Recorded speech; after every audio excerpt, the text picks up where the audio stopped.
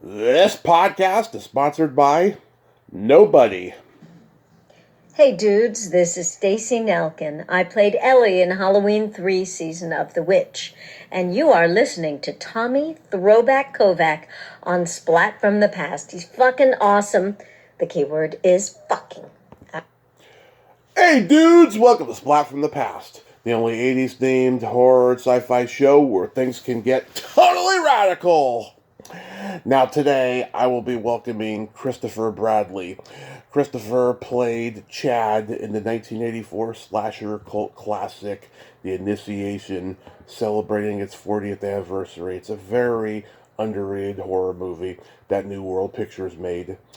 And he was also in some other horror classics, Waxwork, Sundown, The Vampires in Retreat, and he's done a lot of non-horror stuff as well. He was in Mad Dog Cole and Hit the Dutchman with another guest of mine, Bruce Nozick.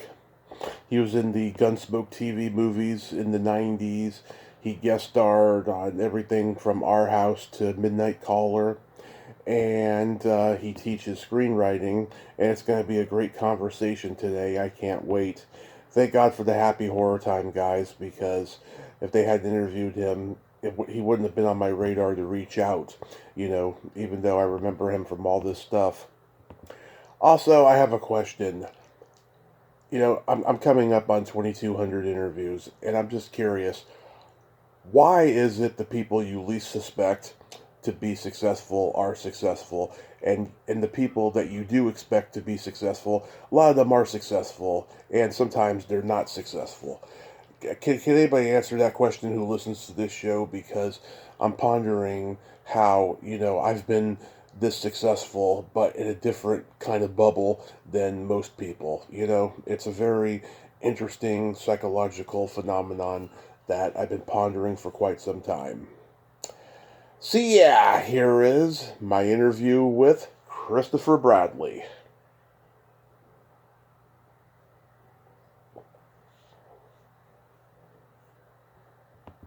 So, going back in time, did you gravitate toward acting early on in your childhood? Yes. Oh God, yes. I was sorry, 7 years old, and we had 8 kids and no money, and Wow. so movies at that time, they'd start out in the big theater, then go to smaller theater, third run, and finally they'd end up at the drive-in. Mm-hmm. So you could do a carload, however many people you could cram into the car for like $2. So my parents put all the 8 kids in the station wagon. Yeah. And took us to The Sound of Music. And so I'm 6 years old, 7 years old, and looking at this thing, and it's like, here's all these 7 kids running around the Austrian countryside, singing and dancing, and my family were like, how are we going to pay the bills? My parents are screaming at each other. We're all crammed into the 8 kids are crammed into 3 bedrooms, and I just looked at that screen. It was like, whatever that is, that's where I want to go. Yeah. And so I wasn't quite able to separate out what was those kids' real life and what was the movie. But I asked my mother, can you take me where I could audition for a movie like that? And she hemmed and hawed a little and said, maybe when you're older. And I said, well, when I'm 8, will you take me? Because I thought, when I'm 8, I'll be big when I'm 8. And so interestingly, she of course didn't take me. We were in Albuquerque and had the money.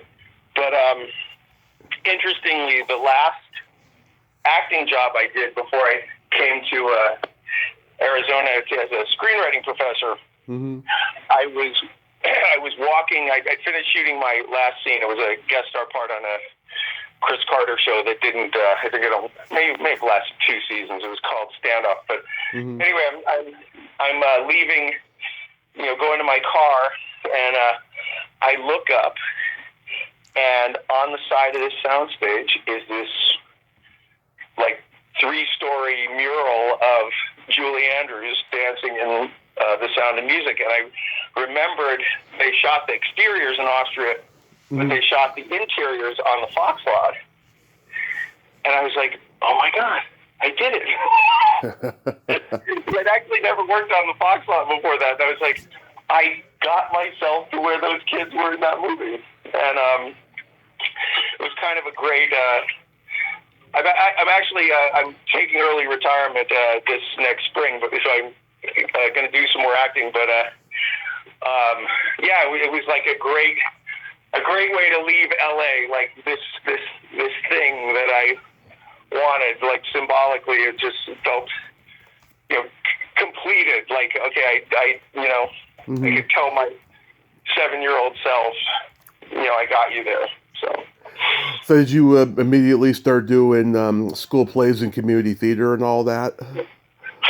As much as I could. I actually I'm not shy anymore. But boy, at the time I had a very, very difficult time standing up in front of people. But this and I also so anyway, I was walking to the bus stop once, and this is in high school, and these two friends of mine, these two girls, ran after me, and they said, they're having auditions for Godspell. Right. In the Zoom right now. What are you doing? Why are you going home? They knew I had said I wanted to be an actor. So they physically dragged me back there, and I told them I don't have anything prepared. I'm not ready. And there's this. It was a Catholic school, so there's this priest at the piano, and I told him, I don't know what to sing. He said, just sing Happy Birthday. So I did. And he looked at me, he nodded, and I was in. So that was an incredible experience. Like just doing comedy, learning to dance. I could sing already, but like realizing I could figure it out if somebody gave me the steps, and just feeling like how moved the audience was, like making them laugh, and how they cried at the end, and just I was so glad they graduated to come back to school and do that, because I don't know when I would have ever gotten started. It might have just been, a dream. But once I did that, I was like, I knew, I want to. I guess I didn't quite believe I could do it yet. When I was in college, I've done this. Like New Mexico's done it, Arizona's done it. Various states have had tax breaks. If you bring your movie into that state, they'll you'll get a lot of your budget back from the state government. And so at that time, Texas was doing that. So I was at a scholarship to Texas Christian University, and they had a very good theater program. But they were what they would do is they bring the production to Texas. They would cast the major roles in New York and LA, and then come and cast the smaller roles. So they didn't have to give you per diem. They didn't have to put you up. They didn't have to feed you. And so I got a couple of. So I went and got an agent in. I was in Fort Worth, but Dallas was like 30 miles away. So I went over to Dallas. I had a friend that was interning at one of the agencies, and he gave me a good word, and they signed me. And so I got a couple of. I got like 4 lines in this TV movie about a drunk driver killing a teenager accidentally. I was the girl who got killed. I was her boyfriend. Just like I said, just a few lines, and then I did this 80s slasher movie called The Initiation. Yes, which I want to talk about. I love that movie. Yeah, so like, how did you come to be casted that? Was it just a standard audition? Oh my God. Kinda. What happened was, so I had the guy who was gonna direct it was this arty British director, and he had told Vera Miles had retired and was not interested in working anymore, and he told her his vision for the movie and what he wanted to do, and convinced her to do it. And then he had been shooting for about 2 weeks, and if you remember, like all of those, like all the angles and soft focus stuff that he was doing, like the stuff in the insane asylum. Right. So he had shot that stuff, and I believe he had shot the sorority house things. Again, there's like very strange angles, and but he was way behind budget after 2 weeks, and he got fired. Mm-hmm. So by the time I got there, they had brought in this TV director, and it was just like, get it in the can, get it done, get us out of there. Yeah. And so he had to catch up on. I guess we were like a week behind, so he had to catch up. So I'm coming in there. This is my first movie, and I've just graduated with my theater degree, and I've done all my character homework, and I've got all these ideas for what I want to do, and and this director was just like, it's basically, shut up, say your lines, and get out of here. Yeah. And so he, on my last day of shooting, my last day of shooting was we were shooting the scene where I get my throat slit in the bathroom. So we're in this shopping mall thing, and it's like 6:15. We have to be packed out, all the equipment out the door by 7 o'clock. Right. We've got like a very short time to get this shot. And the special effects guy, he's like a local special effects guy. He's gluing this appliance onto my neck to make it look like it's slit. And his hands get wet with stage blood. Mm-hmm. And it won't stick. And so the director gets in my face, like a couple of inches from my face, and says, "What the hell is taking you so long?" And the first AD grabbed him by the collar, pulled him backwards, and said, "You go back and apologize to that actor. I quit." Wow. And he did, but he still hated me. I was actually just thinking of another thing about the audition. So I'd read it once, and then I got a call back, and the character was described as like a big dumb surfer boy. So I'm me. The other person who's been called back is like 6'4", blonde, tan, and looks like a big dumb surfer guy. So I'm like, Yeah. And I was. So they had us come back one more time, and he didn't show up. So it was he and I'm the only one who showed up for the audition. I think he went on a trip to Maui or something to surf.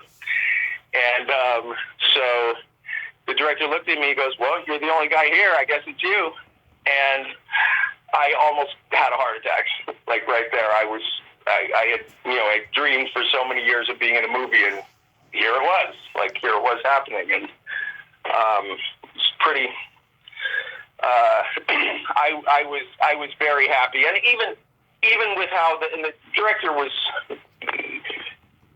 I think he was like just rolling his eyes at how seriously I was taking it, but it's like, I don't make any apologies for it. Like if I'm hired to do something, I don't care what it is. I take it seriously. And, I did all my character homework, and I looked at, where's, how is the scene building? What's the scene climax? What's my story goal? How does that associate with my scene goal? Mm-hmm. And it didn't matter if it was, it didn't matter if it was a slasher movie. I felt like he was just sort of writing it off. Like, who cares what happens with this tonight? I did. So. Yeah, Daphne Zuniga, I heard you say in on the Happy Horror Time podcast that she did not want to be there. I could see why, because she had done a small part in a slasher movie a few years before called The Dorm That Dripped Blood, and then of course she went on to do Vision Quest next. So I can imagine going from a slasher movie to a classy movie to another slasher movie. That would piss off anybody. And I didn't know it. I didn't know what was going on with her at the time. That's actually interesting. I didn't know Vision Quest was in between those two. Yeah. I just remember, like, I was having such a good time. I mean, we're running around and we're in this shopping mall, and it was just like so much fun to me. And as I said, like, the director was so unhappy. She didn't seem like miserable, but she was like, get me out of here. Yeah. And I wonder, actually, with her, I don't know if this is true, but she might have, been wrapped up in that director's, vision for what the film could be visually, and, she may have been disappointed, or, Vera Miles was really mad. Yeah. What was Clu Gulager like? I was never on the set with Clu Gulager. Okay. I've since seen him in, I don't know if you know the movie Tangerine. Yes. I mean, I just fine in The Initiation, but I was watching him in Tangerine, and I was like, dang, like, this is pretty cool that you decided to be in this. I've actually found out some stuff about him since then. That he was like, he looks like the real deal. He's like I don't know if he was an actor studio guy. Pretty close to it, yeah. Do you remember anything about Frances Peterson, who played Megan? Yeah, she was like me. She was taking it seriously, having a good time. She was, one of the locals. Yeah. I just thought of something. Two other things. So Deborah Moorhart, they rechristened her Hunter Tylo. Mm-hmm. But she was actually kind of like recruited. She was like taken off to New York to be in. I can't remember which soap opera it was, but she pretty much shot to TV stardom moments after that movie. But I was also just thinking of somebody, Marilyn Kagan. Yeah. Was a lot of so we're like the local Dallas people, and the LA people tended to, I don't know, some of them I think already knew each other, but they tended to keep to themselves. Right. And so there's a bit of a divide between the LA actors and the local Dallas people. But I just remember Marilyn Kagan was not like that at all. Like, she was really, really nice. Oh, that's good. She didn't separate herself out. She'd sit and talk to you, and just very down to earth and sweet. And she made, because I'm 22 years old. I've never been on a movie set before. I'm very nervous, and she just really put me at ease and was just a nice person. So. Oh, that's good. What did your parents think about you being in a slasher movie? Because they were religious, right? Well, my mother had she died the summer after I graduated from high school. But my dad, and my dad, like, I think the whole thing kind of baffled him. Like, he kind of just didn't get what are you doing? So he wasn't really paying much attention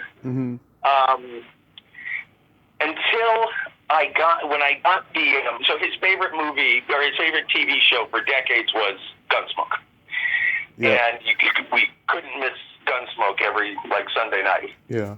And so when in the early 90s, they did these Gunsmoke reunion movies. With Amy Stock, who I've interviewed, yeah. Oh, you did? Oh, she was great. Yeah.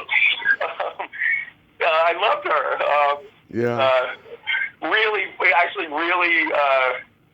I would just a generous actor, nice to hang out with off the set, and I thought we had a very good working chemistry. But here, when my dad saw me, actually one of my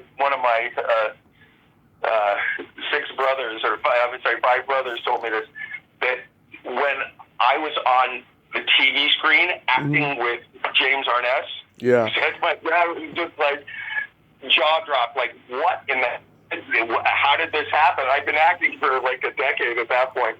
And after that, he started paying more attention to, like, what is this? Like, what is going on with my son?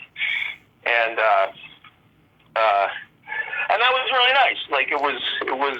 I wanted to. I guess I wanted him to not think I had done something crazy by majoring in theater in college. Yeah. Instead of something quote unquote sensible. And after that, he really took an interest. He was like, oh, that this wasn't just a pipe dream. Like, you're acting. You're really doing it. And so it kind of changed. Hold on a second. Yeah. 1 second. I'm on a call.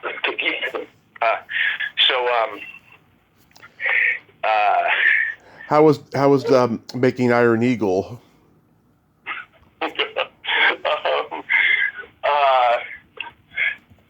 Again, like, this was one of those things. Actually, that was a really nice experience. Like, I would say most of the time, like if you're guest starring on a TV show, the actors who are regulars, they've known each other for years.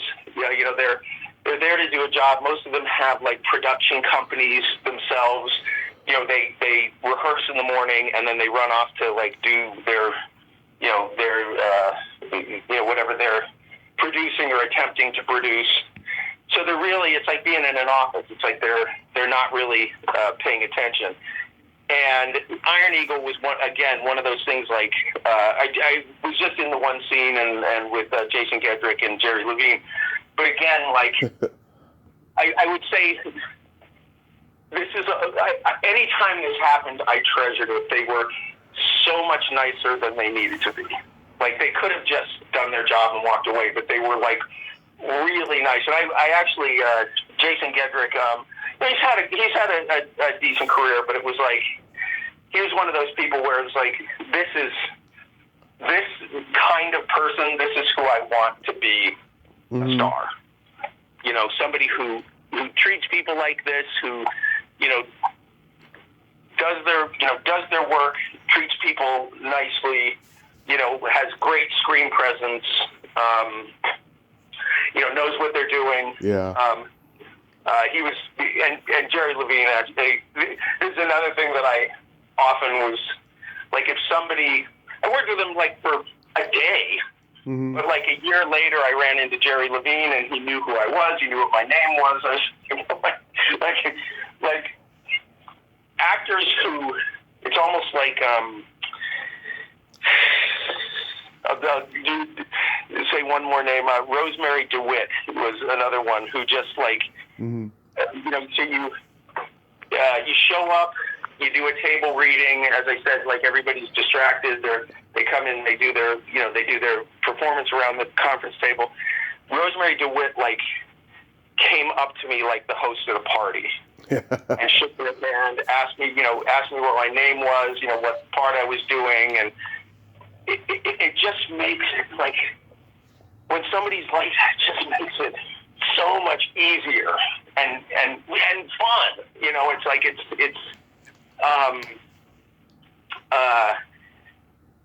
like it breaks the ice, and it's like you don't have to spend any time.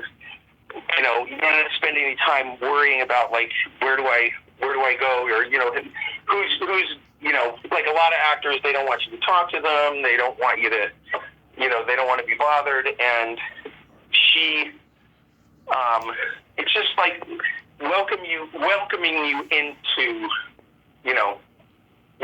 into the party just makes a huge difference. So those guys were very much those kinds of actors too. So. Oh, that's good. That's good.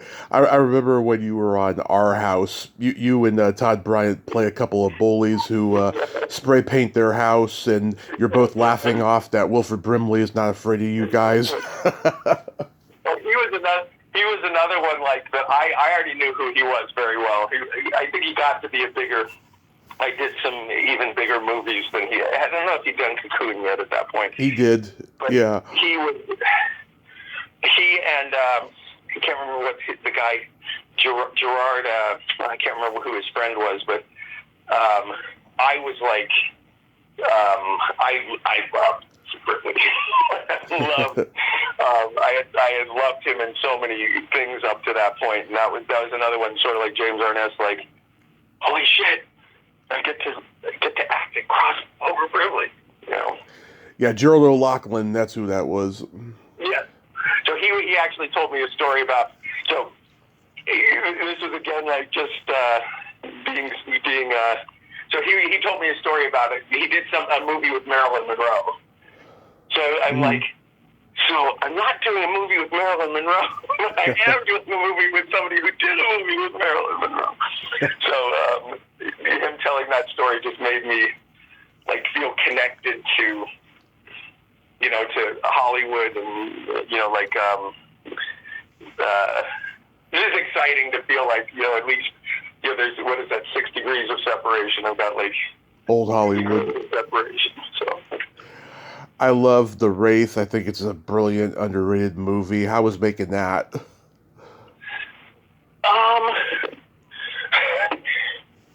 Well, I had actually auditioned for Charlie Sheen's part, but not like I was going to get it.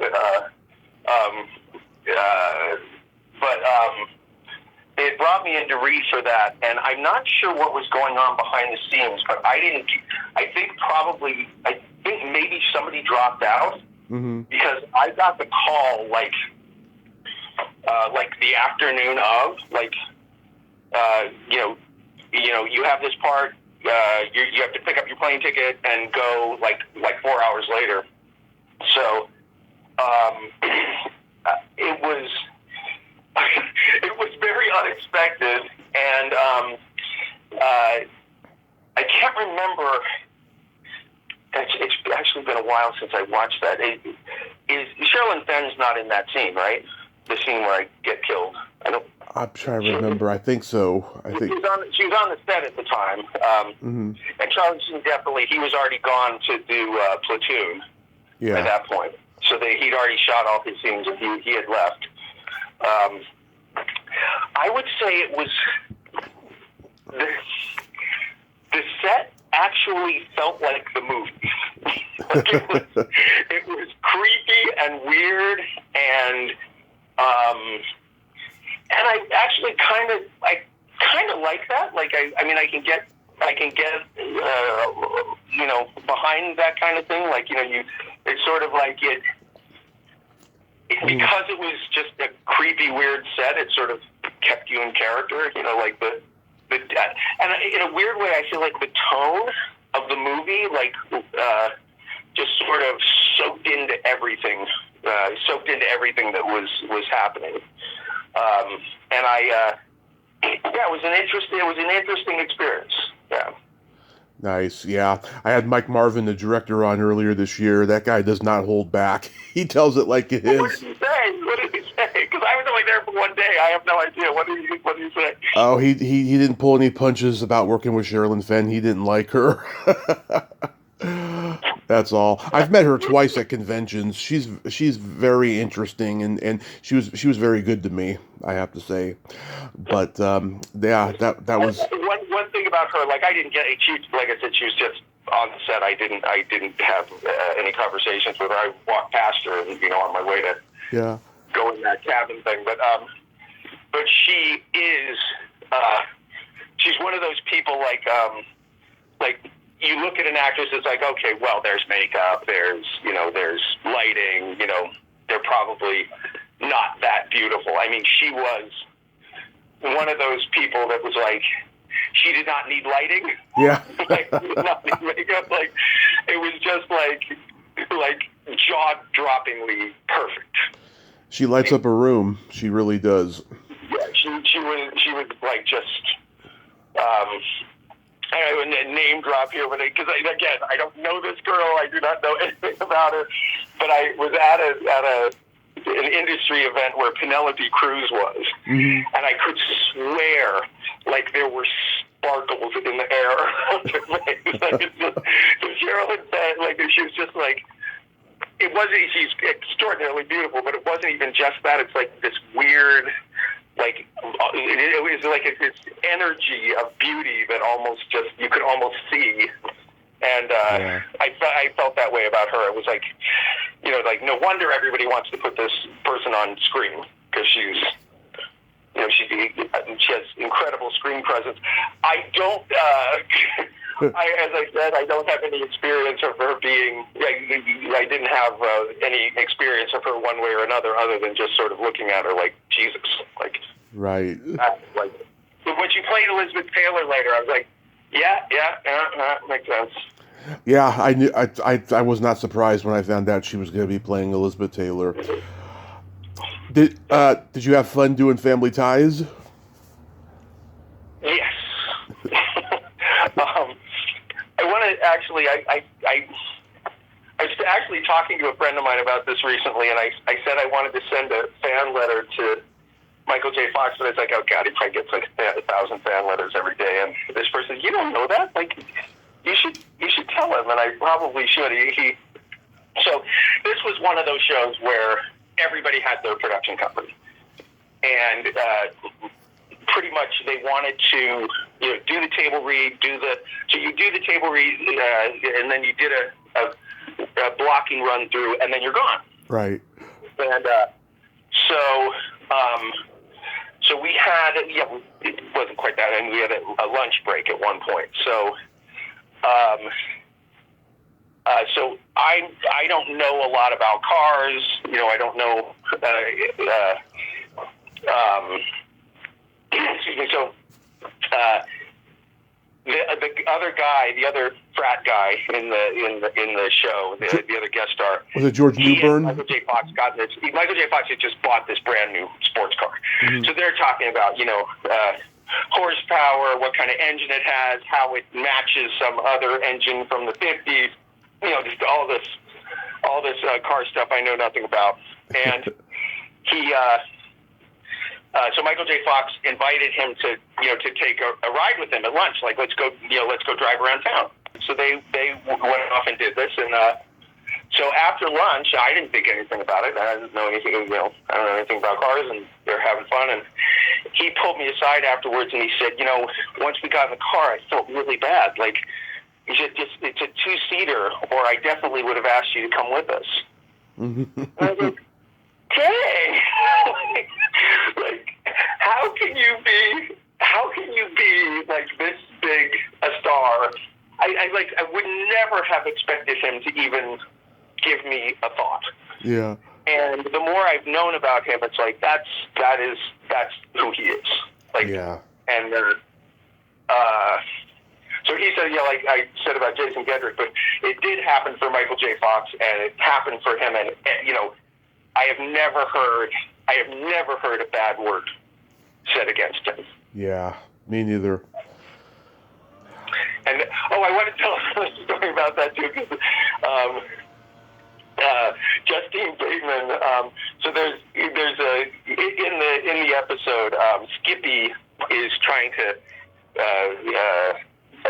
pledge a fraternity. Yeah. And they decide they're just going to make fun of him all week and then not let him in. So one of the things they do to humiliate him is make him wear this dress.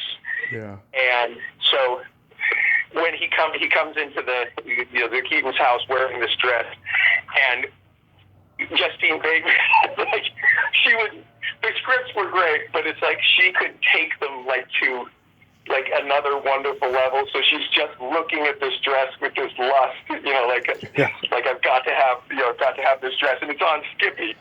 And so anyway, so Skippy realizes they were just humiliating him. He's crying, and he runs out into the rain, and sad and crying, and everybody feels terrible for him. And then later he shows back up, soaking wet, and everyone's hugging him and telling him how sorry they are that happened to him and how much they love him. So there's this chaos of like lines of condolence, and Justine Bateman goes, "Oh, where's the dress?" Yeah. Just sort of freezes and looks at her like, "What is wrong with you?"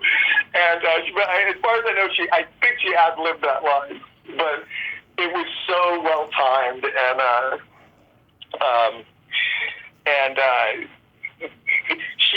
I guess I saw her. I don't remember she did a series later, but I think she either quit or she left it for some reason. But I had watched some episodes of that series, and she really was doing the same thing. Like, she's a writer's dream because she takes good stuff and then just pushes it higher, you know? Yeah, been behaving badly. She's not just making it. She's not just doing it as well as it's written. It goes from an A to an A+ with her. So.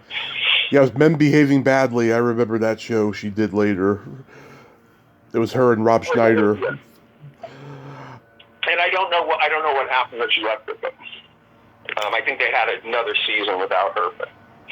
You did 2 great movies with Anthony Hitchcock's Waxwork and Sundown, The Vampire in Retreat. How were those experiences?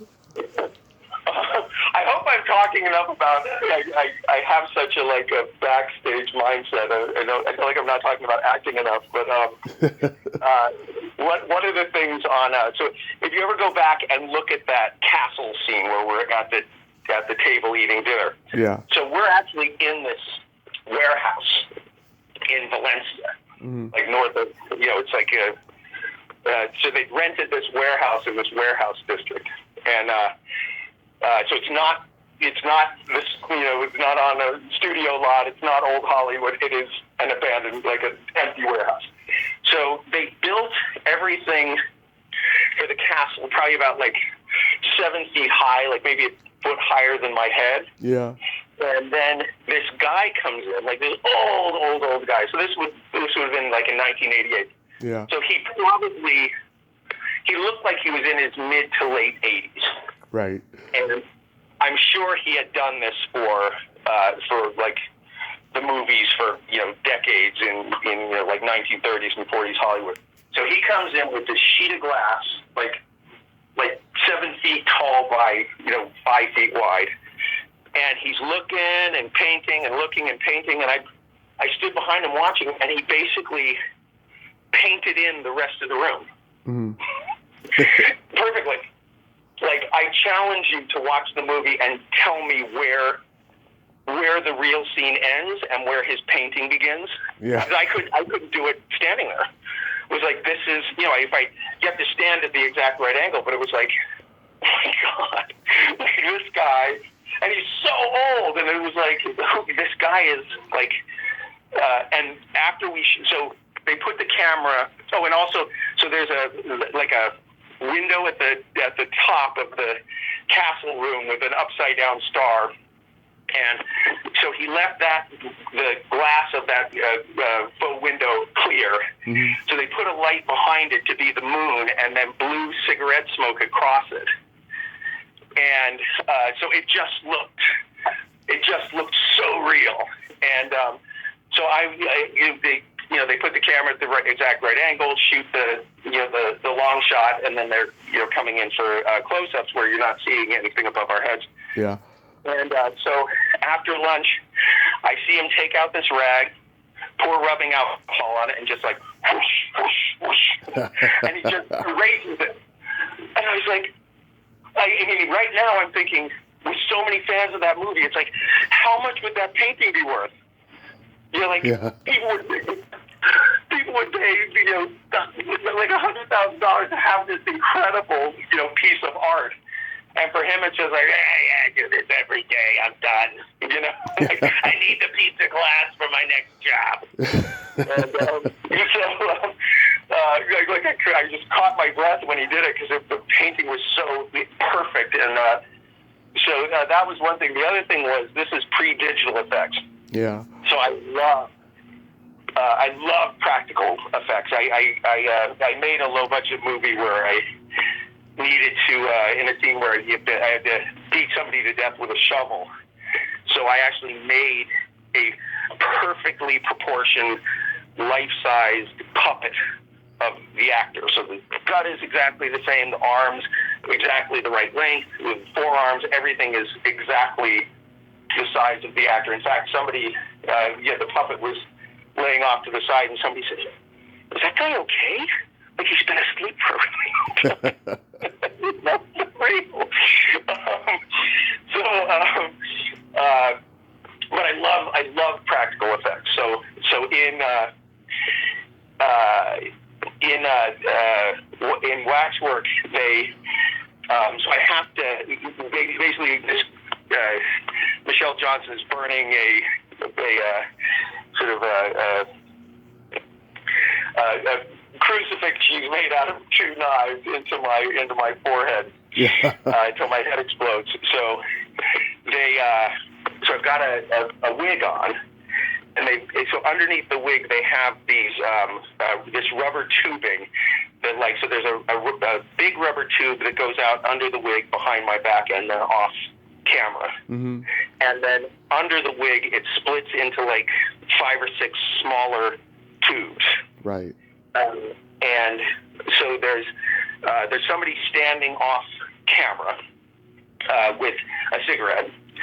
So, and I have a cigarette in my hand too. So when they say action, I take a puff of this cigarette and hold the smoke in my mouth, and the person starts blowing the smoke through the tube, and so there's smoke coming out of the top of my head, and I have my mouth open with this silent scream as the smoke drifts up out of my mouth, and I just thought it looked magnificent. And there's something about practical effects, because you can just tell, that it's not computer generated, and it feels real and more scary. And and then the head exploding, they had a spring-loaded version of my head that you would pull a piece of fishing line out of it, and then it was very slow. It would just kind of flop open. Right. And so that they shot in fast motion. So they sped it up 5 times, so it just burst open.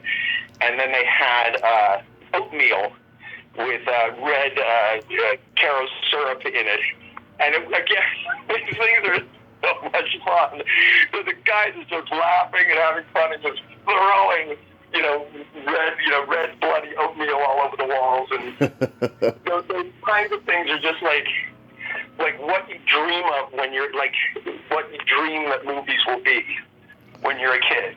Yeah. And as I said, I just love the practical effects. I just was thinking also, Deborah Foreman was another person I just want to mention as being just so fun and funny and down to earth, and she was another one that this. I've mentioned a number of people here, but this is all the people I'm saying did this. It was definitely the exception. Yeah. I saw her a year or so later, knew my name, said hello, that smile, the dimples, oh my God, such a nice person, and really beautiful, really talented, just the kind of person you just want to have around you. She was the doll.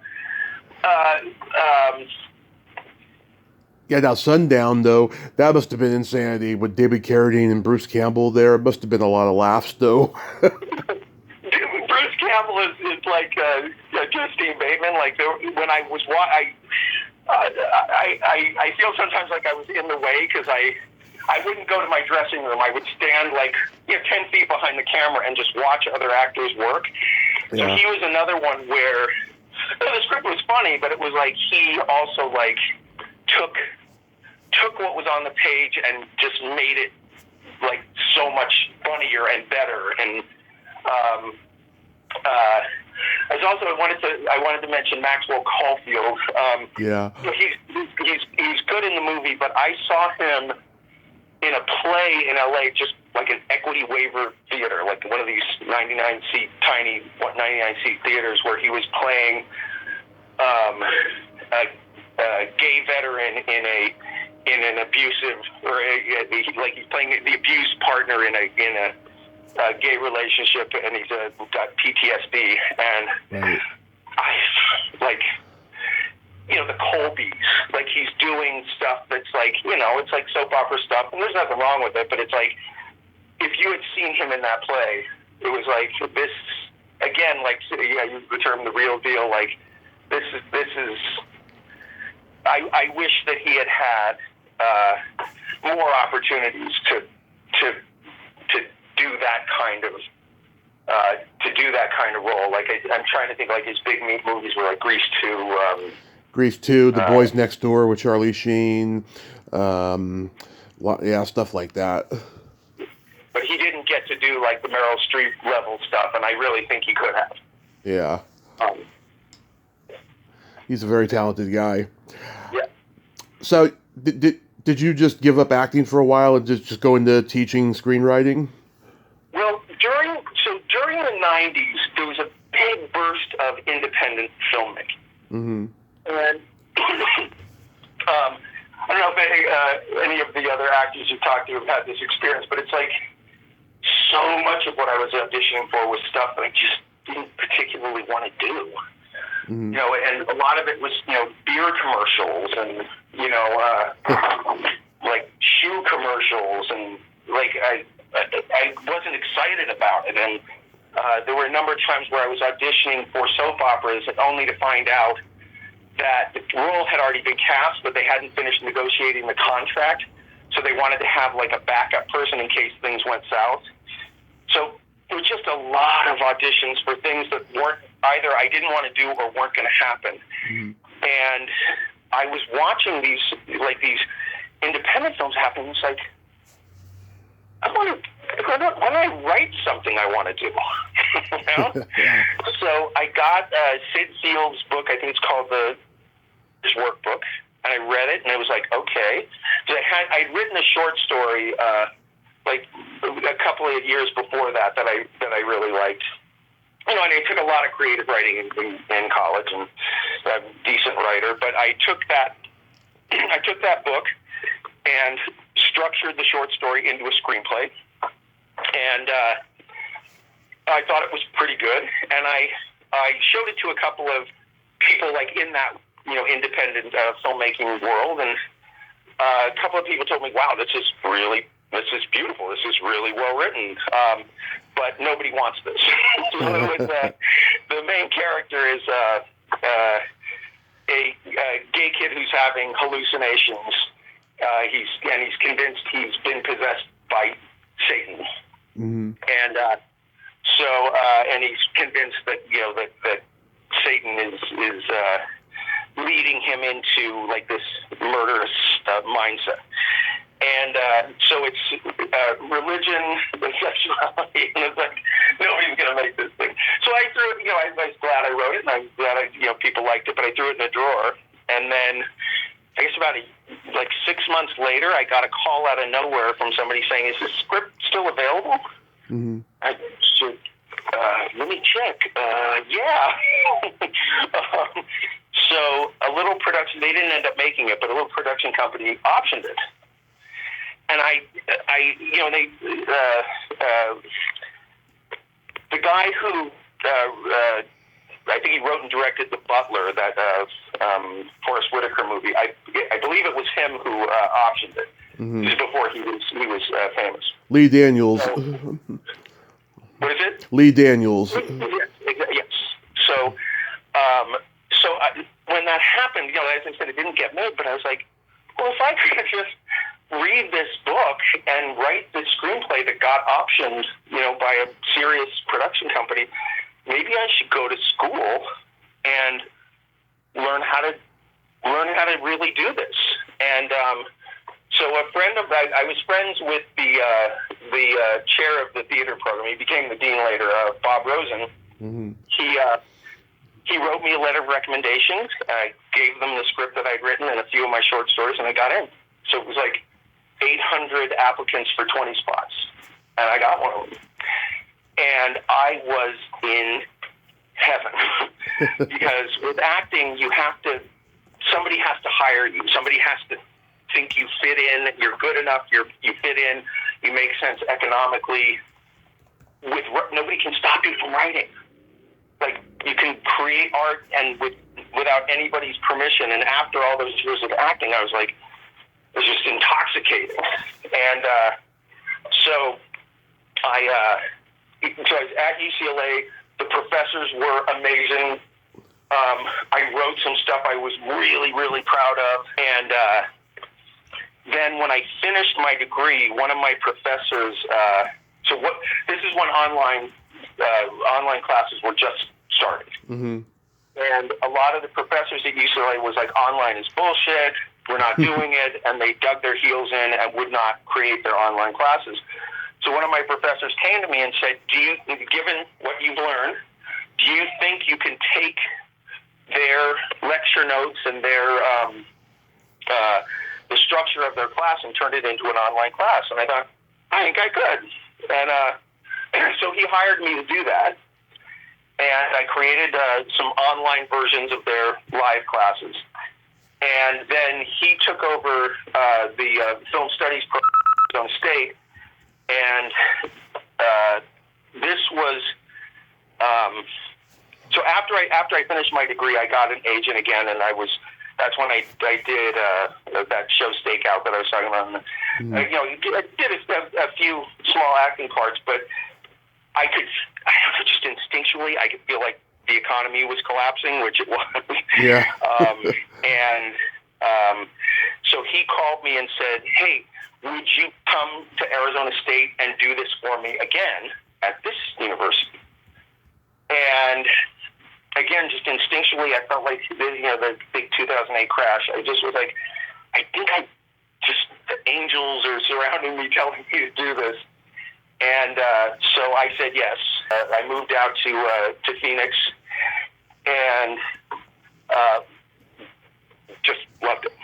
I loved teaching, and the other thing was it gave me an economic stability, a financial stability, that I could. My dream was to make, I wanted to make independent films, so I was really counting on somebody else, optioning it, producing it, and what I realized was in Phoenix, everything was a tenth of the price in LA. Yeah. And we didn't have enough money, and so I self-produced a short film called The Violation that got picked up for a compilation, a short film compilation by a company called Peccadillo Films in the UK, and so they released that short film, and then I was able to self-produce another feature film called The Trigger. Right. And another small, production company or a distribution company picked that up, and so they both got distribution. They're both on Amazon, and they're not, it's not multi-million-dollar, but they're good, and they got just the idea of like making an independent film and getting distribution is like difficult, and so I felt like I loved teaching, and as I said, it gave me the opportunity to make these films, and I just thought of something else. Like one of my things is, so when I was in college, this is sort of along the lines of the Sound of Music thing. When I was in college, I saw at a revival house, I saw A Streetcar Named Desire. Yeah. And I was in a Christian college. I was still sort of figuring out what I wanted to do, religion-wise. And I watched this movie, and I came home and I didn't sleep all night. I could not sleep after watching it. And one of the things that was in my mind was, if these characters were real people, they're all going to hell. And they are living with more passion and just openness, passion, their intimacy with each other, their, the risks they're taking as far as who they love, and it's just like I don't want to live the life I'm living anymore. I want to be that risky person. Maybe I'll get hurt, maybe I'll get destroyed, but I don't want to live this sort of parsing out everything I do to see if it's a sin, to see if it's, and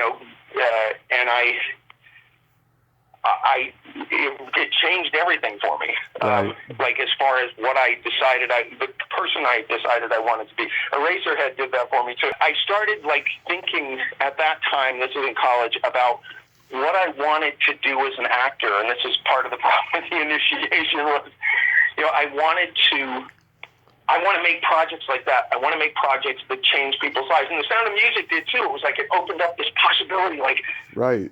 You could live a completely different life than what you're living. It's like, so at 7 years old, that was probably the first time I looked at that. I was like, that's someone's living that life.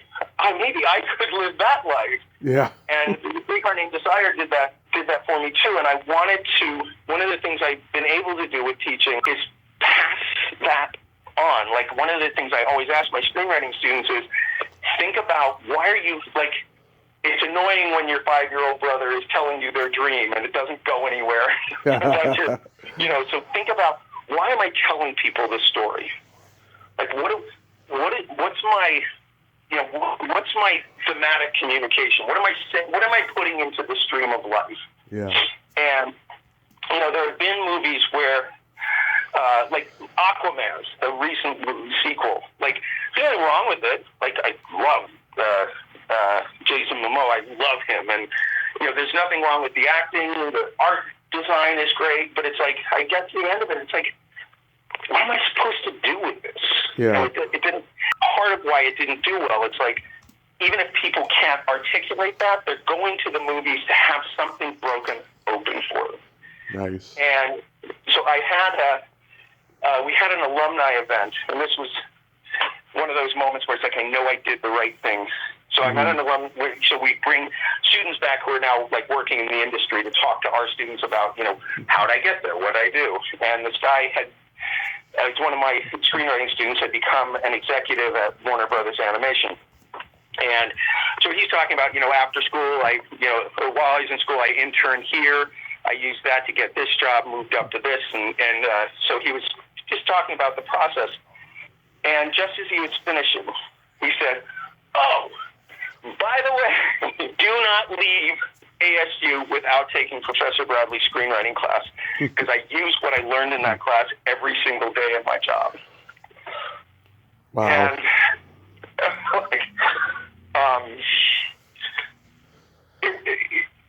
it was like it was profound.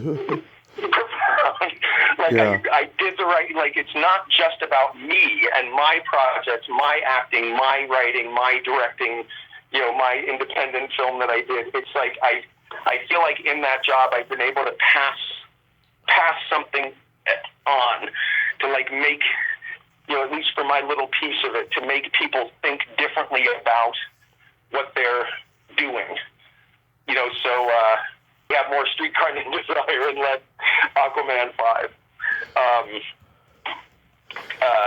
And again, nothing against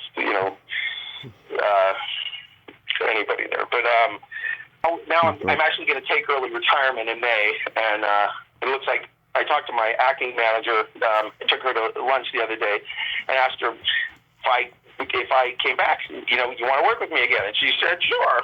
So it looks like I'm gonna come back and just since I'm retired, I'm replacing my professor income with the various retirement accounts, and be different to audition and not have to worry about, I have to get this job or I'm going to die. I'll be able to put all my focus on the art rather than the career aspect of it. That is so awesome. Christopher, I congratulate you on teaching retirement coming up, and I thank you so much for coming on today. Good Did I go too long? Not at all. You had great stories, because the listeners want to hear you. They don't want to hear me. Well, thank you for letting me go on and on and on here. It was a joy to talk about this stuff. I'm really grateful. So I'm glad you asked me to do this. My pleasure, sir. Thank you, and have a great day. Be safe. Okay, all right. Bye now. Well, there you have it. Christopher Bradley, ain't he a cool dude? What a nice guy, huh? I'm so glad that we could have this talk today. Oh my God, he's got this awesome third act, and he's going to run with it. Well, until next time, this is Tommy Throwback Kovac saying there's no shame in living in the past, because the present sucks. Later, dudes!